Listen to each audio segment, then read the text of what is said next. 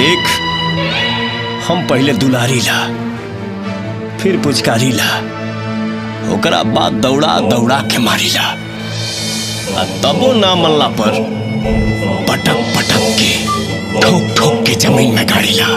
दरोगा, तोरा पता नहीं है कि पूरा जिला जवार में हमरा सब पागल हाथी कहला। पागल हाथी पैर के नीचे दबा के मसल दे तो सीधा ऊपर पहुंच जेबे। और सुर नीचे, नहीं तो गर्दन के नली फाड़ जाई। मार अढ़ैया मुक्का हाथिन के धूर चटाइला, जिलारा के ह पैदाइश बाबू शेर सिंह कहाइला।